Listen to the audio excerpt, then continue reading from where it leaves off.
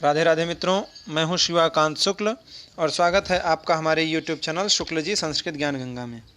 मित्रों, जीआईसी के सिलेबस में जो किरातार्जुनीयम महाकाव्य का प्रथम सर्ग रखा गया है, हम लोग उसका प्रत्येक श्लोक के माध्यम से अध्ययन कर रहे हैं। हम लोगों ने पिछली वीडियो में 3 श्लोकों तक अध्ययन कर लिया है और आज हम लोग ये चौथे श्लोक का अध्ययन करने जा रहे हैं। पिछले श्लोकों में हमने अध्ययन किया कि वह जो किरात था, जिसको युधिष्ठिर जी जो सुयोधन है उसकी जो क्रियाकलाप है वो क्या कर रहा है, क्या नहीं कर रहा है, क्या उसकी कूटनीति है, राजनीति है, उसको जानने के लिए उन्होंने उसके पास भेजा था। तो एकांत जगह पर देख करके वो युधिष्ठिर जी से फिर अपनी बातों को निवेदन करता है। क्या कहते हैं आगे चौथे श्लोकों में देखते हैं। कहते हैं कि क्रियासु युक्त नृपचार चक्षुषो न वञ्चनीयाः प्रभवोऽनुजीविभिः अतोर्हसि क्षन्तुमसासु। ये सासु नहीं है, यहाँ साधु हो जाना चाहिए। हाँ, आप लोग ध्यान दीजिएगा, यहाँ पर असाधु होना चाहिए। अतोर्हसि क्षन्तुमसाधु साधुवा हितं मनोहारि च दुर्लभं वचः क्रियासु युक्तैर्नृपचार चक्षुषो न वञ्चनीया प्रभवोऽनुजीविभिः अतोर्हसि क्षन्तुमसाधु साधुवा हितं मनोहारि च दुर्लभं वचः। कहते हैं दुर्लभम वचः। वचः माने वाणी, ऐसी बात, ऐसी वाणी क्या है? दुर्लभम, दुर्लभ है।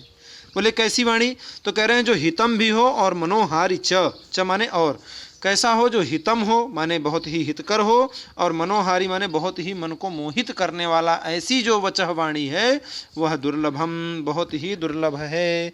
इसलिए आप लोग ये सूक्त है, इसको याद कर लीजिए कि हितम मनोहारी च दुर्लभम वचः, हितकर और मनोहारी। हितम माने जो हितकर हो, हमारे लिए श्रेष्ठ हो, उत्तम हो, हित करने वाला हो, और मनोहारी माने बड़ा ही मनोरम हो, बड़ा ही सुंदर हो, अच्छा लगने वाला हो। ऐसा जो वचः, जो वाणी है, जो वचन है, जो बात है, वो क्या है? दुर्लभम। दुर्लभम माने अत्यंत दुर्लभ है। ठीक, आगे पूरा श्लोक देखते हैं। कह रहे हैं कि न वंचनीया, वंचनीया माने वंचित हो जाना, ठगा जाना। ठीक, वंचित हो जाना, ठगा जाना। तो कह रहे हैं न वंचनीया माने मत ठगिए, मत ठगिए। किसको मत ठगिए? तो कह रहे हैं कि जो अनुजीवी भी हैं, अनुजीवी माने जो राजाओं के गुप्तचर इत्यादि हैं, जिनको राजा किसी कार्य में नियुक्त किए हैं, ऐसे जो लोग हैं वो प्रभवः माने अपने प्रभु को, अपने स्वामी को, न वंचनीयाः कभी भी ठगे नहीं, बिल्कुल उनके साथ कोई भी गद्दारी नहीं करना चाहिए। कौन न करे? तो अनुजीवी भी, जो अनुजीवी हैं। अनुजीवी माने जिसके ऊपर राजा की कृपा है, जो राजा की कृपा से अथवा अपने मालिक की दया कृपा से उनकी जीविका चल रही है, उनका जीवन चल रहा है, वो लोग अपने प्रभवः माने स्वामी को, अपने राजा को न वंचनीयाः कभी भी ठगे नहीं। बोले कैसे? तो कह रहे हैं क्रियास युक्तैः। क्रियास माने क्रियाओं में जो युक्तैः माने नियुक्त किए गए हैं।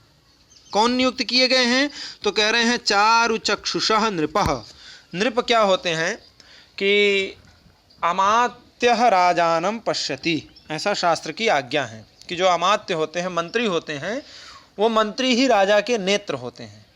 ठीक, घ्राणम पश्यति गावः, गाय जो होती है वो अपने नाक से देखती है, अर्थात नाक से सूंघ सूंघ कर के ही प्रत्येक क्रियाकलापों को करती है, ऐसा शास्त्र आज्ञा करते हैं।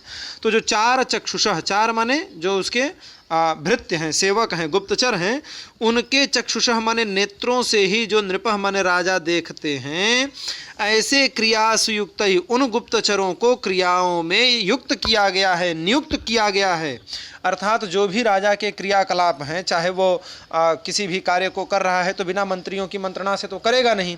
तो जिस भी क्रियासु माने क्रियाओं में युक्त ही माने नियुक्त किए गए हैं, ऐसे जो अनुजीवी भी माने अनुजीवी हैं, भृत्य हैं, सेवक हैं, गुप्तचर हैं, वो सब गुप्तचर लोग, बोले वो कैसे गुप्तचर हैं, तो चार चक्षुषो नृपः, जो राजा के क्या हैं, गुप्तचर हैं, ऐसे गुप्तचर नेत्र रूपी जो राजा हैं, ऐसे राजा के जो अनुजीवी भी माने अनुजीवी हैं, सेवक हैं, वो अपने प्रभव माने स्वामी को, अपने प्रभु को न वंचनीय माने ठगे नहीं, किसी भी प्रकार से उन्हें ठगना नहीं चाहिए। ये कौन कह रहा है, किरात कह रहा है, किससे, युधिष्ठिर जी से। युधिष्ठिर जी से किरात कह रहा है कि नृप कैसे होते हैं, चारु चक्षुषा, माने वो गुप्तचर ही उनके नेत्र हैं, ऐसे गुप्तचर रूपी नेत्रों वाले जो नृप माने नृप हैं, वो क्रियासु युक्त ही है, जिन भी क्रियाओं में नियुक्त किए गए किया है किसको, अनुजीवी भी, अनुजीवियों को, उनको यह चाहिए कि उनके द्वारा प्रभु माने स्वामी न वंचनीय माने न ठगे जाएं, अर्थात उनको नहीं ठगना चाहिए। अतः चाहे साधु हो अथवा असाधु हो, क्षंतुम अर्हसि, चाहे मैं आपको साधु लगे, अच्छी लगे, अथवा असाधु माने अप्रिय लगे, मैं संदेश लेकर के वहाँ से आया हूँ, अब वह संदेश चाहे आपको साधु माने प्रिय लगे अथवा असाधु माने अप्रिय लगे, मुझे क्षंतुम अर्हसि, आप हमको क्षमा कर देना। क्यों, क्योंकि हितम मनोहारि च दुर्लभम वचः, हितकर भी हो और अच्छा भी हो, मन को अच्छा भी लगे, ऐसे जो वचन हैं वो बहुत ही दुर्लभ हैं, सहज में प्राप्त नहीं होते। क्योंकि मैं साधु शब्दों का भी प्रयोग करूंगा, असाधु शब्दों का भी प्रयोग करूंगा, क्योंकि जैसा दुर्योधन आपके प्रति कूटनीति कर रहा है, जैसा भी चाल चल रहा है, वो सारी बातें बताना मेरी मजबूरी है। क्यों मजबूरी है, क्योंकि अनुजीवी भी प्रभवः न वंचनीय, जो अनुजीवी हैं, जो अपने स्वामी की कृपा से जी रहे हैं, उन्हें प्रभवः माने स्वामी को कभी भी न वंचनीय, ठगना नहीं चाहिए। तो अब मैं आपकी बहुत बड़ाई करूं, बहुत अच्छाई करूं, भले वो बात सत्य न हो, तो ये बात ठीक नहीं है। इसलिए जो सत्य बात है, चाहे वो साधु हो, आपको प्रिय लगे, अथवा असाधु माने आपको अप्रिय लगे, मुझे आप क्षंतुम अर्हसि, आप हमको क्षमा कर दीजिएगा। ठीक, क्यों, क्योंकि हितम मनोहारि च दुर्लभम वचः, हितकर भी हो और मनोहर भी हो, ऐसे वचन क्या होते हैं, संसार में दुर्लभ होते हैं। आशा करता हूँ आप लोगों को अच्छे से समझ में आया होगा। एक बार फिर से देख लीजिए, कह रहे हैं क्रियास युक्त, क्रियाओं में जिसको नियुक्त किया गया है। ठीक, ऐसे नृप चार चक्षुषो, चार चक्षुष नृप, जो गुप्तचर रूपी नेत्र वाले कौन है, नृप माने राजा, उन राजा को अनुजीवी भी माने जो अनुजीवी हैं, गुप्तचर हैं, सेवक हैं, वो प्रभवः माने स्वामी को न वंचनीय माने ठगे नहीं। अतः साधु असाधु वा क्षंतुम अर्हसि, अतः चाहे साधु हो माने प्रिय हो अथवा असाधु माने अप्रिय हो, आप मेरे संपूर्ण कथन को क्या करें, क्षंतुम अर्हसि, मुझे क्षमा करें, मुझे दंड न दे। बोले क्यों, तो कह रहे हैं हितम मनोहारि च दुर्लभम वचः, क्योंकि हितकर भी हो और मनोरम भी हो, ऐसा जो वचः माने वचन है वह दुर्लभम, अत्यंत क्या है, दुर्लभ है। चलते हैं अपने अगले श्लोक की तरफ। दूसरा श्लोक है, इसमें कहते हैं, इस दूसरे श्लोक में भी वो राजा को नीति की ही बात बतला रहा है किरात, कि एक भृत्य को, एक सेवक को अपने स्वामी के प्रति अथवा अपने राजा के प्रति कैसा व्यवहार करना चाहिए, कौन सदमित्र है, कौन असदमित्र है, कौन उसका भृत्य है, सेवक है, और कौन असाधु सेवक है। कहते हैं कि सकिं सखा साधुन शास्ति योधिपम, हितान्नयः संशृणुते सकिं प्रभुः, सदानुकूलेषु हि कुर्वते रतिं, नृपेष्वमात्येषु च सर्वसम्पदः। सकिं सखा साधुन शास्ति योधिपम, हितान्नयः संशृणुते सकिं प्रभुः, सदानुकूलेषु हि कुर्वते रतिं, नृपेष्वमात्येषु च सर्वसम्पदः। कहते हैं कि स किम सखा, वह किम सखा है, किम सखा माने कुत्सित सखा है, अच्छा सखा नहीं है, वह आपका शत्रु है। दुर्मित्र है, अच्छा मित्र नहीं है। बोले कौन? तो कह रहे हैं यह अधिपः साधु न शास्ति। साधु माने अच्छी बातें जो हैं, जो न शास्ति माने नहीं बताता है, अच्छा उपदेश नहीं देता है। यह माने जो व्यक्ति, अधिपम माने अपने स्वामी को, अपने राजा को, क्या? साधु न शास्ति, साधु माने अच्छी बातें, अच्छा उपदेश, न शास्ति माने नहीं देता है। स किम सखा, वह क्या है? किम सखा है, कुत्सित सखा है, कुमित्र है। ऐसे मित्र का परित्याग कर देना चाहिए।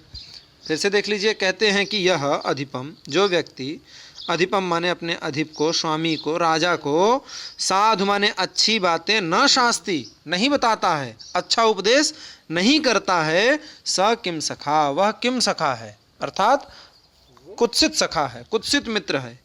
ऐसे व्यक्तियों का परित्याग करना चाहिए।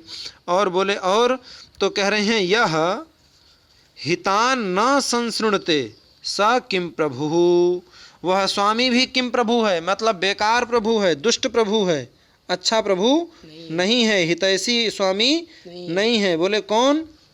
तो कह रहे हैं यह माने जो स्वामी हितान न संसृणते, अपने हित की बातें नहीं सुनना चाहता। वो हमेशा ये चाहता है कि चाहे मेरे हित की हो चाहे अहित की हो, तुम तो केवल मेरी बड़ाई करो, मेरी बुराई कभी मत करना। वह क्या है? स माने वह किम प्रभु, वह भी किम प्रभु है, कुत्सित प्रभु है, कुत्सित स्वामी है, दुष्ट स्वामी है। बोले कौन किम प्रभु है? स माने स कह, कौन किम प्रभु है?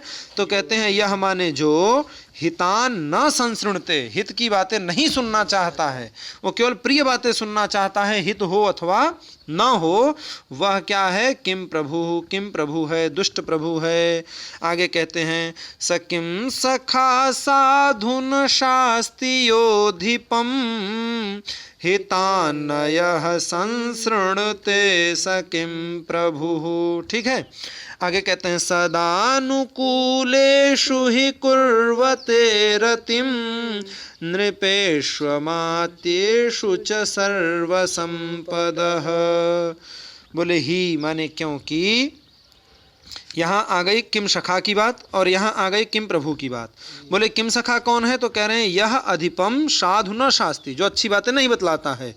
और कौन किम प्रभु है? तो कह रहे हैं यह हितान न संसृणते। तो बोले यहाँ पर उसी का वर्णन कर रहे हैं, ही माने क्योंकि जो नृपेषु अमात्येषु च, नृपेषु अमात्येषु च सदा अनुकूलेषु कुर्वते सर्वसंपदः रतिम कुर्वते। जहाँ पर नृपेषु माने जो राजा हैं, जो स्वामी हैं, और अमात्येषु च, और जो अमात्य हैं अर्थात भृत्य है, मतलब नौकर है, मतलब राजा और नौकर मंत्री, इन दोनों के जब बुद्धि क्या होगी? सदा अनुकूलेषु, दोनों की अनुकूलता रहेगी। मतलब जो नृप चाहेगा वही अमात्य चाह रहा है। मतलब अमात्य क्या चाहे? कि वह साधु शास्ति न को हटा दीजिए, और नृप क्या करे? तो कह रहे हैं हितान संसृणुते, हित की बातें सुने और साधु बातें कहे। कौन? मंत्री साधु शास्ति, साधु उपदेश करे, और राजा हितान संसृणुते, हित की बातें ही सुने। ऐसा सदा अनुकूलेषु, अगर ये दोनों बातें अनुकूल रहती हैं, एक मत रहते हैं, तो क्या होता है? तो कह रहे हैं सर्व संपदः रतिम कुर्वते। ऐसे नृपेषु और अमात्येषु, नृप और राजा के यहाँ जो सर्व संपदा माने संपूर्ण संपत्ति है, वो क्या करती है? रतिम कुर्वते, हमेशा रति करती है, उनके यहाँ बरकरार रहती है, उनका त्याग नहीं करती है, हमेशा सारी संपदाएं उनके यहाँ आती रहती है। फिर से एक बार देख लीजिए, स किम सखा, वह किम सखा है। बोले कौन? तो कह रहे हैं यह अधिपम साधु न शास्ति, जो अपने स्वामी को साधु उपदेश नहीं करता, अच्छे उपदेश नहीं करता। ये श्लोक बहुत ही मोस्ट है, इसलिए इसको जरूर टिक मार करके याद कर लीजिए। ये श्लोक आप लोग बिल्कुल मत छोड़िए। सकिम सखा साधुन शास्ति योधिपम हितान यः संशृणुते सकिम प्रभुः सदानुकूलेषु हि कुर्वते रतिम नृपेष्वमात्येषु च सर्वसंपदः। बोले सर्वसंपदः रतिम कुर्वते, सारी संपदा जो है वो रति करती है। बोले कहाँ पर? तो कह रहे हैं नृपेषु अमात्येषु च सदा अनुकूलेषु, जहाँ पर नृपेषु माने राजा और अमात्येषु माने मंत्री, दोनों की जो बुद्धि है, दोनों की जो कार्यशैली है वो सदा अनुकूलेषु हमेशा अनुकूल रहती है, परस्पर एक दूसरे के अनुकूल रहती है, वहाँ पर सर्व संपदा संपूर्ण जो संपदाएं हैं वो रतिम कुर्वते रति करती रहती हैं। बोले ठीक है। ऊपर क्या कहते हैं, सिद्धांत की बातें बतलाते हैं कि स किम सखा, वह किम सखा है, कुत्सित सखा है, कुत्सित मित्र है, यह अधिपम साधु न शास्ति, जो अपने स्वामी को सत उपदेश नहीं करता है। और स किम प्रभु, और वह किम प्रभु है, कुत्सित प्रभु है। बोले कौन, तो कह रहे हैं यह माने जो व्यक्ति हितान न सिंसृणते, अपने हित की बातें नहीं सुनना चाहता है। इसीलिए ही माने क्योंकि बोले लक्ष्मी कहाँ रहती हैं, तो कह रहे हैं नृपेषु अमात्येषु च सदा अनुकूलेषु। जब नृप और अमात्य दोनों सदा अनुकूल रहेंगे तब सर्व संपदा रतिम कुर्वते, तब सारी संपदा वहाँ पर क्या करेगी, रति करेगी, अनुराग करेगी, अर्थात हमेशा सारी संपदाएं आती रहेंगी। आशा करता हूँ ये दोनों श्लोक आप लोगों को अच्छी तरीके से समझ में आ गए होंगे। कहीं अगर कोई प्रश्न है तो आप लोग कमेंट करके पूछ सकते हैं। अगर आप हमारे चैनल पर नए हैं तो प्लीज़ चैनल को जरूर सब्सक्राइब करिए। वीडियो अच्छी लगी हो तो लाइक कर दीजिए। कमेंट करके ज़रूर बताइए कि आपको वीडियो कैसी लगी, और अगर आपने वीडियो देख ली है, आपको अच्छी भी लगी है, तो आप अपने दोस्तों के साथ भी शेयर कर दीजिए, क्योंकि अच्छी मिठाई बांट करके खाई जाती है, अकेले खाने से पाप लगता है। फिलहाल आज की वीडियो में इतना ही, मिलते हैं अगले क्लास में अगले श्लोक के साथ। राधे राधे।